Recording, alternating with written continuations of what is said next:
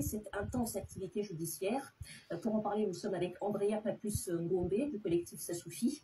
Bonsoir. Bonsoir. Merci d'être avec nous. Alors, Jean-Marie Michel Mokoko, Norbert Dadira, deux généraux jugés pour tentative de coup d'État, un ancien ministre aussi, Jean-Martin Bemba, jugé par contumace depuis mercredi pour tentative de déstabilisation des institutions. 20 et 5 ans de prison pour les deux premiers après 4 à 5 jours de procès. Peut-être une réaction d'abord à ces verdicts? Oui, la première réaction, c'est que l'inversion de la charge de la preuve est la caractéristique principale d'une justice totalitaire.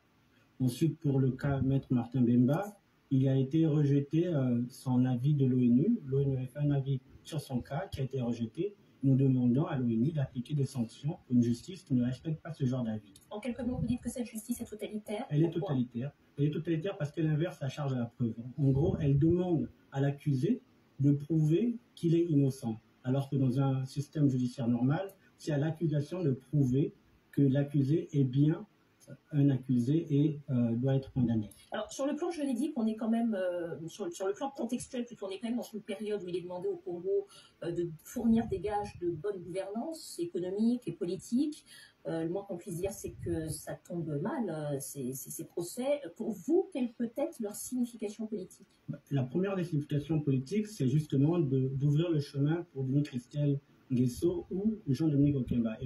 C'est-à-dire faire condamner des gens susceptibles de les contester politiquement, soit dans leur fief, soit électoralement. Et donc, il y a un besoin comme ça de libérer la voie pour une succession monarchique. Denis Christel Nguesso étant le fils du chef de l'État et Jean-Dominique Okemba le patron des services et le conseiller du chef de l'État. Et nous demandons justement, pour que la justice congolaise soit crédible, qu'elle puisse poursuivre Denis Christel Nguesso, Dominique Okemba, qui sont des fossoyeurs de la République congolaise, qui ont volé, pillé et pour certains même tué. Donc, pour vous, ces procès sont donc organisés, instrumentalisés absolument. Pour résoudre une forme de guerre des clans?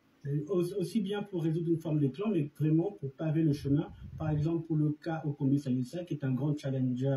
Qui doit bientôt être jugé, un ancien candidat à la présidentielle. Il est incarcéré et il aurait pu faire de l'ombre à Denis Christel Nguesso.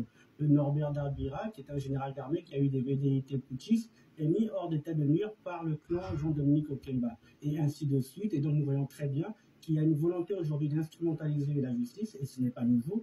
C'est aussi vieux que l'histoire politique du Congo.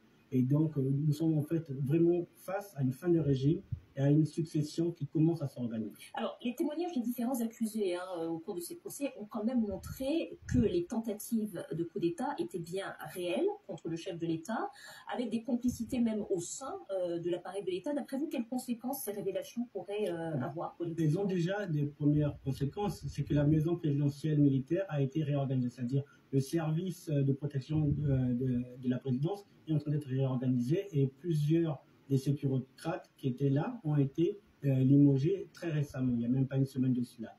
Donc nous sommes vraiment dans une guerre de tranchées et un magazine a même titré qu'on parle quasiment aujourd'hui de purge. Et pour ceux qui ont été condamnés, Mokoko, pas encore Okombi, mais Jean-Martin Bemba et les différents complices, ce que nous craignons, c'est ce qui s'est passé pour Martin Tsourou.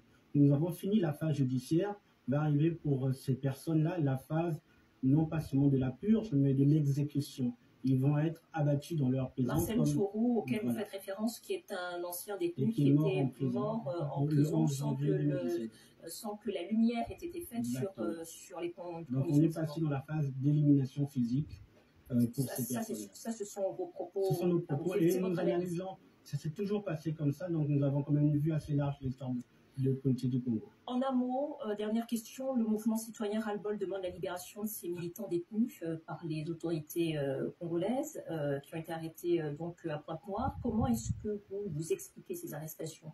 Ces arrestations sont dues à un raidissement du régime et à la volonté d'étouffer toute forme de début de contestation. C'est-à-dire, ils ont gardé 6 des dirigeants du mouvement justement pour étouffer toute velléité d'organisation.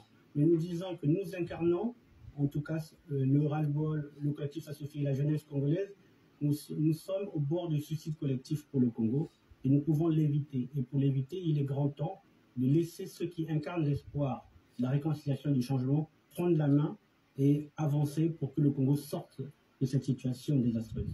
Andrea Papus-Ngombe du collectif Sassoufi, merci d'avoir répondu à nos questions. Merci à vous. Le Burkina